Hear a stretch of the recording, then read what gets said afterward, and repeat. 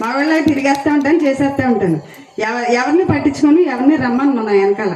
Energy ఉన్న వాళ్ళనే తీసుకెళ్తాను సందాలు అడగడానికి కూడా. ఎక్కువ మా బాబు నేను వెళ్తూ ఉంటాం.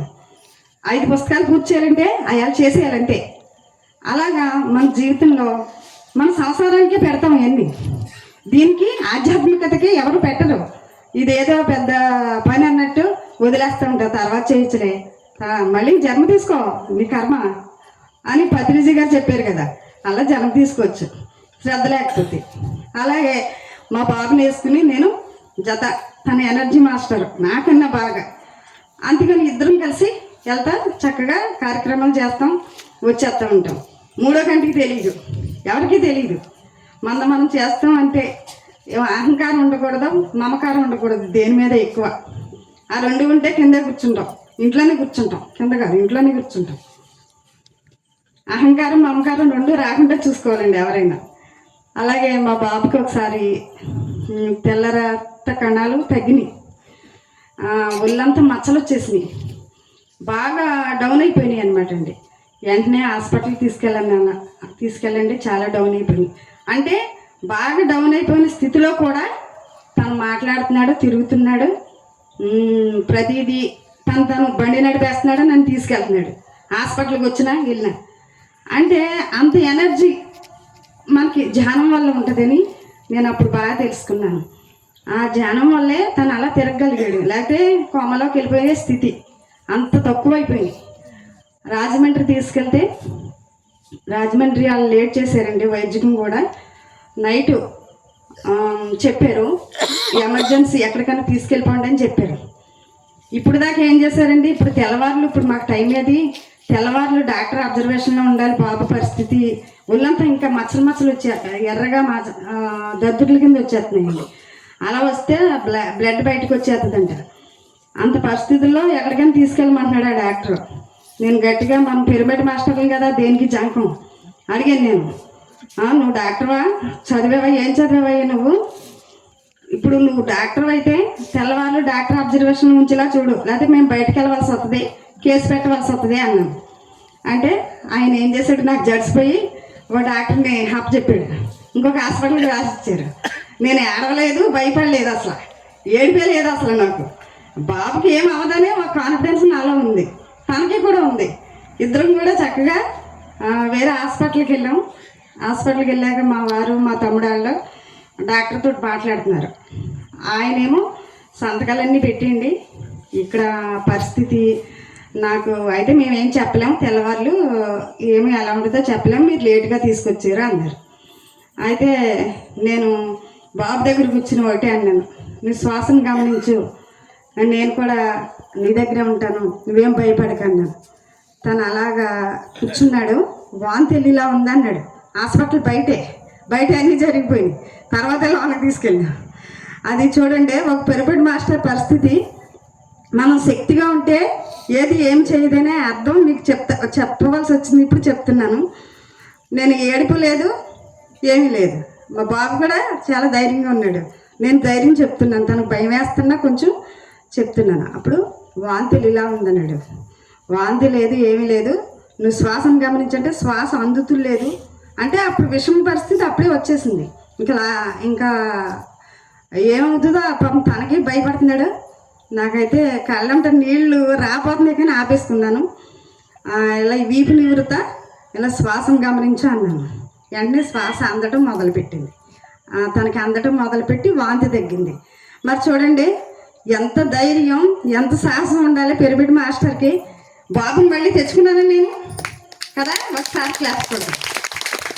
మళ్ళీ నేను పత్రిజీ గారిని ఒకటే అడిగాను, బాబు నాకు కావాలి, నేను సేవ చేస్తానికి ఇద్దరం కలిసి చేస్తున్నాం, ఈ భూలోకంలో నేను సేవ చేయాలంటే బాబు ఉండాలి అన్నాను. అంతే, ఆ శ్వాస అందటం మొదలుపెట్టింది. తను కూడా చాలా శక్తివంతుడు కాబట్టి హాస్పిటల్లో జాయిన్ చేశారు. లోపల బెడ్ మీద పడుకోబెట్టగానే రమణ మహర్షి, పత్రిజీ గారు, మౌనస్వామి, ఏల్పూరి మౌనస్వామి ముగ్గురు వచ్చి మంచం దగ్గర నుంచి వాళ్ళ వైద్యం వాళ్ళు చేసేసారు. తర్వాత డాక్టర్ వైద్యం డాక్టర్ చేశారు. నేను కింద కారులో జానంలో కూర్చున్నాను. వీళ్ళందరూ చుట్టాలందరూ వచ్చారు కానీ ఎవరు కూడా నేను పట్టించుకుంటలేదు. వాళ్ళ నాకెందుకు, పిల్లోడు బాబు కావాలి అంతే, ధ్యానం చెయ్యాలి అంత నమ్మకంతో ఎవరైనా ఉంటారండి ఆ స్థితిలో? ఉంటారా? ఒకసారి నోటితో చెప్పాలి అందరూ, ఉండరు కదా. ఇప్పుడు ఎక్స్పీరియన్స్ చూసి అందరూ అలా నేర్చుకోవాలి. నేను ఎవరు కూడా పట్టించుకోకుండా చక్కగా కారులో కూర్చుని ధ్యానం చేశాను. మా బాబు అదే స్థితిలో ఉన్నాడు. అప్పుడు ఏమైందండి, భూమి మీదకే మళ్ళీ తిరిగి తీసుకొచ్చారు గురువులు. నేను సేవ చేస్తానికి కావాలన్నా తీసుకొచ్చారు. నిష్కామ కల్మషంగా ఎవరైతే మనం కోరామో అప్పుడు తప్పనిసరిగా అది జరుగుతుందండి. తర్వాత కూడా మనం ఏమీ ఆశించుకోకుండా చెయ్యాలి. దేన్నైనా సరే ఆశించకుండా చేస్తేనే మనం దాన్ని అందుకోగలం, ఆ శక్తిని అందుకోగలం. అందుకుని వెంటనే దాన్ని ఆచరిస్తూ చక్కగా మనం ఆ శక్తితో మనం ఉన్నప్పుడే ఈ భూమి మీద పిరమిడ్ మాస్టర్ యొక్క పని జరుగుతున్నట్టు. అలా చేశానండి చాలాసార్లు. మా ఇంటికైతే ఒకసారి శివుడు వచ్చాడు. శివుడు వస్తున్నాడు అని చెప్తుంది నా లోపల నుంచి. మన అంతరాత్మ మాట్లాడుద్ది. మీకు ఎవరికైనా తెలిసిందో లేదో, అంతరాత్మ గైడెన్స్ ఇస్తూ ఉంటుంది అప్పుడప్పుడు. అన్ని మీ ఇంటికి శివుడు వస్తున్నాడు అంటుంది. ఆ శివుడు వస్తున్నాడా, శివుడు వస్తే ఏం చేస్తాడో చూద్దాం అని నేను గుమ్మాలోకి వెళ్ళాను. పెద్ద ఎత్తరగా పొడుగ్గా లావుగా తెల్లగా ఉన్నాడు ఆయన. ఏంటి ఎంత పొడుగున్నాడు ఈయన శివుడు అంటుంది కదా, శివుడే ఇలా ఉంటాడేమో అనుకున్నాను. ఏం మాట్లాడతలేదు, మౌనంగా నించున్నారు గుమ్మాలో ఆయన. అప్పుడు మా అమ్మ వాళ్ళు అన్నారండి, లోపల తీసుకొచ్చి నేను ఆయనకి సేవ చెప్తే ఏమంటారు, అది ఏదో పిచ్చోళ్ళందరినీ తీసుకొచ్చేస్తుంది, వీళ్ళందరితోటి ఏంటో చేసేస్తుంది, ఇది అసలు ధ్యానం వల్ల పిచ్చదాన్ని అయిపోయింది అంటున్నారు అందరూ. మామూలు వాళ్ళకి అలాగే ఉంటాం కదా. అప్పుడు నేనే శివుడిని వెళ్ళిపోమని అన్నాను. మామూలు వాళ్ళు మా మాట వినరు, దేవుడే మా మాట వింటాడు. ధ్యానంలోకి వచ్చిన తర్వాత శివుడు ఏం చేశాడు, వెళ్ళిపోయాడు. నువ్వేమో నాకు వద్దండి, ఆ తాళ్ళు తాయెత్తులు ఏం వద్దు, వెళ్ళిపోండి అన్నాను. అది శివుడు ఎంతో ప్రేమతో మన దగ్గరికి వచ్చాడు. మనం మంచి స్థితిలో ఉన్నాం కాబట్టి. కానీ మామూలు వాళ్ళు జడిసి మనం వెళ్ళిపోమంటే వెళ్ళిపోయాడు. చూడండి, దైవం కూడా మనకు చక్కగా సహకరిస్తుంది. మామూలు జనం ఏమీ సహకరించడం మనకి. వాళ్ళని మనం తెలుసుకుని మరణిస్తూ ఉండాలి. వాళ్ళ ఆస్థితి పాపం ఏం చేస్తాం, మనకు దేవుడు అంటే మనకు తెలుసు, వాళ్ళకి తెలియదు. మనం అంటే కూడా వాళ్ళకి తెలియదు, మన స్థితి అంటే కూడా వాళ్ళకి తెలియదు. అప్పుడు మనం ఏమవుతామండి, మరణిస్తే ఏమవుతాం, ప్రతి వాళ్ళని తప్పులు మరణిస్తే మనం ఏమవుతాం, శక్తివంతులం అవుతాం. ఆ శక్తిని మనలో తీసుకుంటూ చక్కగా ఎన్నో అద్భుతాలు చూసానండి. కొటాలు వెళ్ళినప్పుడు కొటాల వరకు దగ్గరికి వెళ్ళిపోయాం. మా బాబు నేనే వెళ్ళాం. వెళ్తే అదే అక్కడండి లోపలికి వెళ్ళాలంటే ఏంటో దారి తెలియట్లేదు. ఈడేంటో ఇలా తీసుకొచ్చేసాడు నన్ను, ఇక్కడ ఏంటో తెలియట్లేదు. అసలు లోపలికి వెళ్ళాలంటే ఎలాగో ఆటో వాళ్ళు తీసుకెళ్తారో నిజంగా డౌట్ వచ్చేసింది అనమాట. ఇది తీసుకెళ్తారో ఆటో వాళ్ళు, ఇక్కడ ఏం జరుగుతుంది ఏంటో, లోపలికి వెళ్ళాలంటే ఎలాగా, మనకు జత ఎవరు లేరు, చిన్నపిల్లలతోటి మనం వచ్చాము ఎలాగా అని భయపడుతుందండి నేను. అని కాఫీ తాగి వస్తాను ఇక్కడ నుంచో మా అబ్బాయిని లగేజీ దగ్గర పెట్టి వెళ్ళి వచ్చేసరికి అక్కడ ఇద్దరు నించున్నారు. నేను కాఫీ అక్కడ లేదని వచ్చేసాను. ఏమంటే కొట్టాలు వెళ్తున్నాం, జత మీరు వస్తారా, ఆటో మాట్లాడుకుందామని ఇద్దరు వచ్చారు. జత బాగానే వచ్చారని నేను వెళ్ళిపోయాను. అలా అసలు నేను మాస్టర్స్ అని ఏమి తెలియలేదు నాకు. వెళ్ళిపోయాను వాళ్ళతో. అందరం ఆటో ఎక్కి వెళ్ళిపోయామండి. వెళ్ళాక ఆటో డబ్బులు కూడా వాళ్ళే ఇచ్చేసారు, నా దగ్గర చిల్లర లేదని. మీకు డబ్బులు ఇవ్వాలని వాళ్ళ వెనకాల తిరుగుతున్నాను నేను. దిగాక డబ్బులు ఇవ్వాలని తిరుగుతుంటే వాళ్ళు ఏమంటారు, ఉండండి ఇవ్వక్కర్లేదండి, ఇక్కడ 4 రోజులు ఉంటాం కదా, తర్వాత ఇద్దరికి వెళ్ళండి అని అంటున్నారు. అంటే వాళ్ళు గోశాలలోకి వెళ్ళారు. ఈ గోశాలలోకి వెళ్ళి వీళ్ళు ఏం చేస్తారో చూద్దామని వాళ్ళ వెనకాల మేము వెళ్ళాం. గోశాల అంతా వాసనగా పెద్ద కొంచెం శుభ్రంగా లేదనమాట. ఏంటి వీళ్ళు ఇక్కడ ఏం చేస్తారంటే మేము ధ్యానం చేస్తామన్నారు. అయితే మేము చేస్తాం, లగేజ్ అక్కడ పెట్టేసి వద్దామని మేము వెళ్ళి మళ్ళీ వచ్చి చూసేసరికి వీళ్ళు లేరండి. ఎక్కడికో బయటకు వెళ్ళి ఉంటారు, కనపడతారు కదా, అప్పుడు డబ్బులు ఇచ్చేద్దాం అని నేను అనుకుంటే వాళ్ళు నాకు డబ్బులు ఇచ్చేయని ఒక ఇది, ఆ డబ్బులు మన దగ్గర ఉండిపోయినాయి. అలా ఆ 4 రోజులు చూసాను కానీ వాళ్ళు కనిపించలేదు. అప్పుడు అనుకున్నాను, ఇలా ఎవరో నాకు చెప్పడానికి తీసుకొచ్చారని అనుకుని నన్ను చక్కగా తీసుకెళ్ళి అక్కడ దింపి ఛార్జీలు కూడా వాళ్ళు ఇచ్చి తీసుకెళ్ళారు. ఎన్నో అద్భుతాలు జరుగుతున్నాయండి జీవితంలో, ప్రతిదీ అద్భుతమే. మా వారికి మొన్న 4 రకాల కూరగాయలు తెమ్మని చెప్తే 2 రకాలు తెచ్చారు. ఉన్న 2 పక్కింట్లో నుంచి వచ్చేసింది, సరిగ్గా నేను చెప్పినవి వచ్చినాయి. చూడండి మరి, నలుగురు వంట నలుగురికి అయాల మా ఇంటికి చుట్టాలు వస్తారని నాకు తెలియదు. పైలాకు వాసన తెలుస్తుంది, వాళ్ళే వండిచ్చేస్తున్నారు నా చేత. 2 వండితే 4కి వస్తుంది. ఎన్నో అద్భుతాలండి ధ్యానంలో. ధ్యానం అంటే ఒక అద్భుతమైన శక్తి. అది మనం తీసుకుంటేనే, సేవలో ఉంటేనే, అణిగి ఒదిగి ఉంటేనే మనకు అందించబడుద్ది. ఎగురుతూ ఉంటే అందించబడదు, అది శక్తి. అలాగే ఒకసారి రాజమండ్రి వెళ్ళామండి. రాజమండ్రిలో ఇలాగ జ్ఞాన మహాయజ్ఞాలు అవి జరుగుతుంటే 3 రోజులు 3 డేస్ వెళ్తే అందరూ బస్సు ఎక్కేశారు. మేము ఎక్కే ప్లేస్లో బస్సు ఆపుకోకుండా ఫుల్గా ఉన్నారని వెళ్ళిపోతుంది బస్సు. ఆ లోపల ఉన్న వాళ్ళు బస్సు ఆపండి అంటే ఎక్కడికో దూరంగా వెళ్ళాక ఆపాడు బస్సు. ఆపితే నేను పరుగులు పెడుతున్నాను. పైలోక వాసన అంటారు ఏంటి, ఇప్పుడు రావచ్చు కదా, తీసుకెళ్ళి బస్సు దగ్గర దింపచ్చు కదా, నేను ఒక్కదాన్ని ఎలాగెళ్ళను, ఇంత దూరం ఎలా పరిగెట్టను, వాళ్ళు వెళ్ళిపోతే నాకేమో ఆ ప్లేస్ ఏంటో తెలీదు అనుకుంటూ పరుగు పెడుతున్నాను. అంతే సడన్గా మా అబ్బాయి ఎంత వేసాను, ఆయన బంగారు ఛాయ్ రంగులో ఉన్నాడు, తెల్లగా బండి వేసుకొచ్చి ఎదురుకుండా సడన్గా బండి ఆపాడు. ఆపి ఆంటీ ఎక్కండి, నేను తీసుకెళ్తాను, బస్సు దగ్గర దింపుతానండి అంటే ఎక్కేసాను. అప్పుడు ఆయన హాస్టల్ మాస్టర్స్ అని తెలియలేదు, మనం అంత తెలియలు ఉంటే వాళ్ళు రానే రాదు కూడా. అలాగా ఎక్కేసి బాబు ఇక్కడ బస్సు ఆపలేదమ్మా, అసలు ఆడు వెళ్ళిపోతే వాళ్ళు నేను ఒక్కదాన్ని ఎలా వెళ్ళాలని ఆలోచిస్తున్నాను, అందులో నువ్వు బాగానే వచ్చావంటే ఆ అబ్బాయి అసలు ఏం మాట్లాడలేదు. అప్పుడు నాకు బుర్రలోకి లైన్లోకి వచ్చాను నేను, ఓహో వీళ్ళు ఎవరో హాస్టల్ మాస్టర్స్ అన్నాను కదా వచ్చేసి ఉంటారు. అది తీసుకెళ్ళి ఆ బస్సు దగ్గర దింపి మళ్ళీ మాట్లాడుకుంటూ వెళ్ళిపోయాడు. హాస్టల్ మాస్టర్స్ అంటే ఎక్కువ మాట్లాడరండి, అదే మన గమనిక. మనతోటి ఎక్కువ మాట్లాడరు, వాళ్ళ పని వాళ్ళు చేసుకుని వెళ్ళిపోతూ ఉంటారు. అలాగే నేను తాడేపల్లిగూడ ఉండేదానండి. తణుకులో ఎక్కువ సేవ చేయాలని ఉంది అక్కడ. నా పని చాలా వర్క్ ఉంది. అక్కడి నుంచి ఇక్కడికి వస్తానికి కూడా హాస్టల్ మాస్టర్సే నన్ను రమ్మని పిలిచి ఇక్కడ బోల్డ్ అంత వర్క్ చేయించారు. మనం మట్టి బొరుగు తట్టం కదా, తర్వాత తెలుస్తూ ఉంటాయి. అలాగా వాళ్ళు కనిపించి చెప్పారులేండి. అప్పుడు నాకు కనిపించి చెప్పి, నువ్వు తణుకెళ్ళు, నువ్వు వెళ్ళు, నువ్వు మా చుట్టాలు వెళ్ళొద్దు అంటున్నారు, మా అమ్మగారు వాళ్ళు వెళ్ళొద్దు అంటున్నారు, నువ్వు వీళ్ళ మాట అనుకో, నువ్వు వెళ్ళిపో, నీ పని ఉంది అక్కడ వెళ్ళిపో అని చెప్తున్నారు. అలాగే కరోనాలో అప్పుడు అనంతలక్ష్మి గారు మా అన్నయ్య గారు చక్కగా పిరమిడ్ కట్టిస్తున్నారు తణుకులోనండి. కట్టిస్తుంటే అప్పుడు డబ్బులు అమౌంట్ లేదన్నమాట. పిరమిడ్ వచ్చి నేను వంట చేస్తుంటే పిరమిడ్ వచ్చి ఫిజికల్ గార్డ్ కనిపించి అడిగింది, నువ్వు ఏమి సహాయం చేయవా, ఇంట్లో కూర్చుని ఉంటావా అని అడిగింది.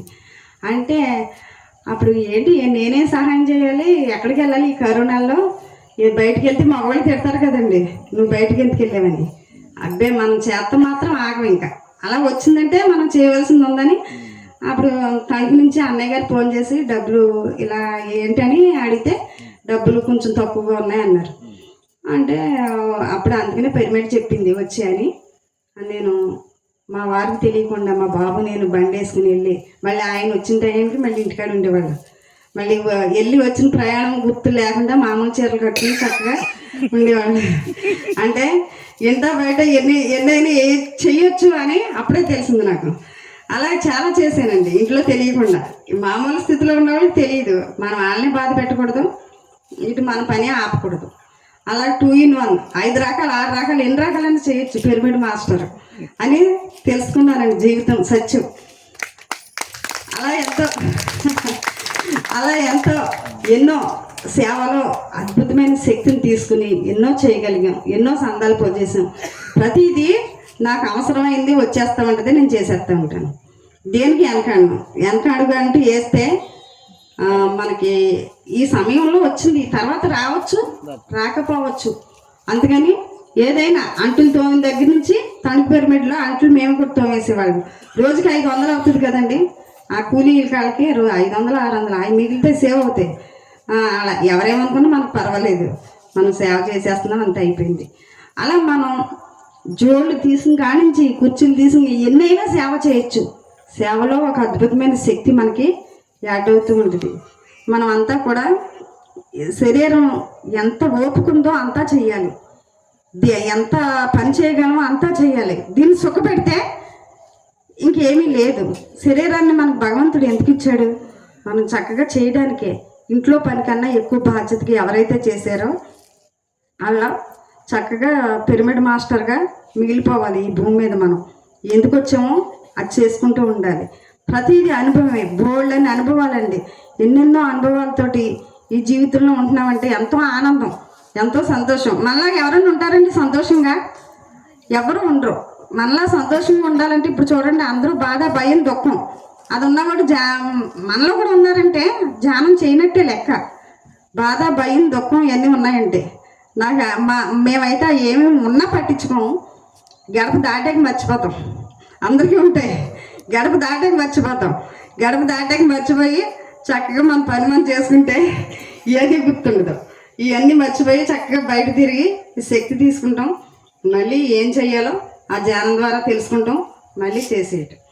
అలా ఎన్నో సందాలు పోజేసామండి, ఎంతో వర్క్ చేసాం.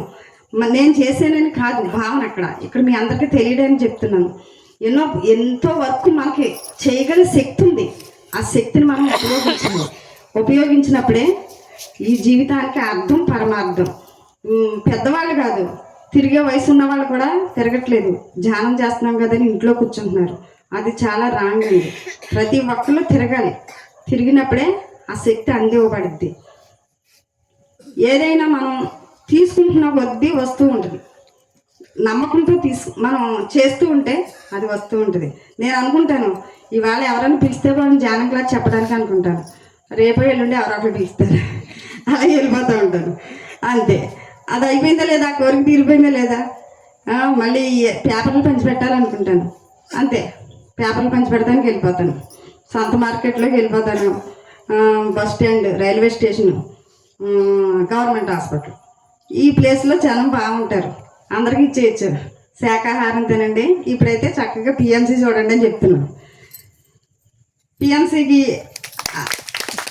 పిఎంసి చూడమంటే చక్కగా అందరికీ అర్థమైపోయి బాగా చూసేస్తున్నారు జనం. పిఎంసి చూడండి అని చెప్తున్నాం కదండి, అందరు బాగా చూస్తున్నారు. పిఎంసి గురించి కూడా చెప్తాను.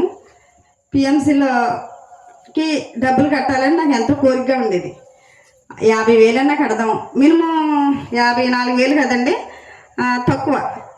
లక్షలు అయితే కట్టలేను అంటే మా వారు ధ్యానం చేయరు, నాకు ఇవ్వరు. అది నా దగ్గర డబ్బులు లేవు. ఏం చేశానంటే గాజులు పెట్టి ఇచ్చేసాను.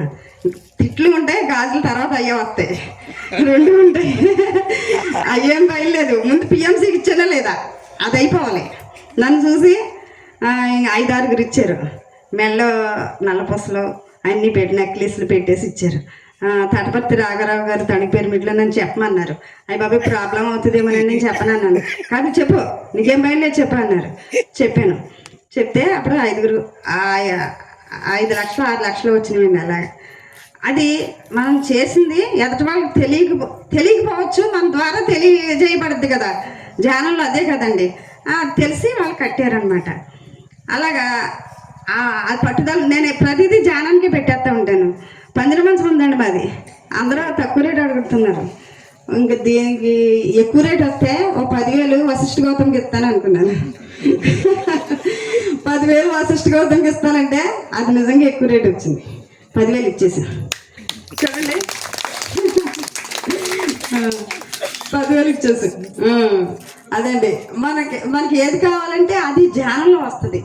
ధ్యానంలో వచ్చినప్పుడు మనకి శక్తి చాలా అందించాలని పైలావాసులు ఎదురు చూస్తారు. కానీ ఎవరో శక్తిని ఉపయోగించుకుంటానికి చూడట్లేదు. ఎవరో కూడా అబ్బో నేను చేస్తున్నానంటే ఏది ఉండదని ఇందాక చెప్పాను. నేను చేస్తున్నానంటే ఏది ఉండదండి. అక్కడ నాకు ప్రతిదీ అందరికీ ఎక్కువ రేట్లో ఉంటాయి, నాకు తక్కువ రేటుకి వస్తాయి. ఇప్పుడు 2,000 పేపర్లో ఒక మేడం గారు ఇస్తారన్నారు. నాకు ర్యాలీకి కావాలి. నన్ను 4-5 అడిగారు, నాకు ర్యాలీకి కావాలి. ఏం చేయాలంటే 10,000 అవుతాయి. ఎలాగా అనుకున్నాను. అది కూడా డబ్బులు లేకుండా ఇప్పుడు అయిపోతుంది పనులు. ఒక మేడం గారు నేను 2,000 పేపర్లు ఇస్తాను అన్నారు. అయితే వీళ్ళందరికీ ఇచ్చేయచ్చు అని ఒక ఐడియా వచ్చింది. అప్పుడు ఆవిడ ద్వారా అవి తెచ్చి నేను వీళ్ళందరికీ ఇస్తూ ఉంటాను. చూడండి, ఇదంతా సేవే కదా, సేవేనండి. ఇలా అందరూ చేయాలి కదా. మన బాధ్యత చెయ్యాలి. ఈ భూమి మీదకి వచ్చినందుకు మన బాధ్యత ప్రతి ఒక్కళ్ళు కూడా బాధ్యతగా చెయ్యాలి.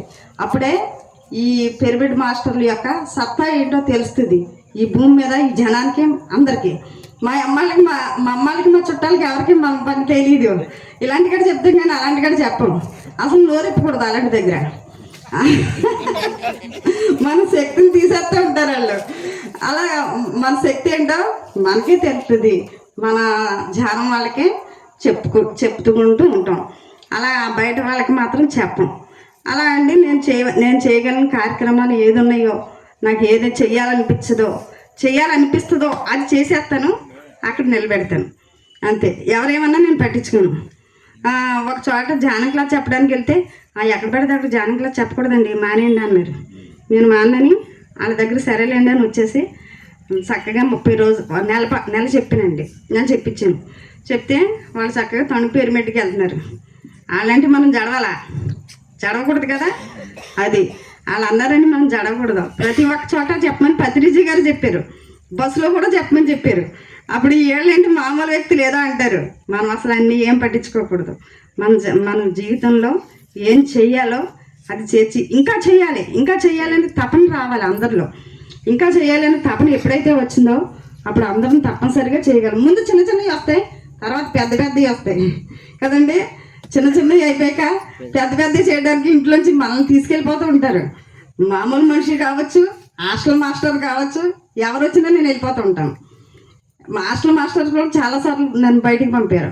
నువ్వు వెళ్ళు, అక్కడ పని ఉంది వెళ్ళి అంటారు. వెళ్తూ ఉంటాను, అలా చేస్తూ ఉంటాను. ఎక్కడైనా మన పని, మన బాధ్యత, మన కర్తవ్యం. మన ఇంట్లో పనే కాదండి, మన చుట్టాల దగ్గరికి అసలు వెళ్ళను నేను. చుట్టాల దగ్గరికి అసలు వెళ్ళి మధ్యగానం తినేసి వచ్చేస్తున్నాండి. వాళ్ళ దగ్గర భోజనం కూడా చెయ్యి. ఎందుకంటే ఆయన నెగిటివ్ అన్నీ ఉంటాయి కాబట్టి, ఎల్లుల్లిపాయలు ఉంటాయి కాబట్టి. అలాగా చుట్టాలు తగ్గించేసి దీనికి ఎప్పుడైతే ప్రిపరేషన్ ఎక్కువ బాధ్యత ఇచ్చారో అప్పుడు మనం పిరమిడ్ మాస్టర్లు అనిపించుకుంటాం. మన బాధ్యతను మనం నెరవేర్చుకుంటామండి. తప్పనిసరిగా ప్రతి ఒక్కళ్ళు అలా ఉండాలని నేను కోరుకుంటున్నాను. థ్యాంక్ యూ ఈ అవకాశం ఇచ్చినందుకు మేడం గారికి. పేరేంటి మేడం గారి పేరు? రేవతి మేడం గారికి థ్యాంక్స్ అండి.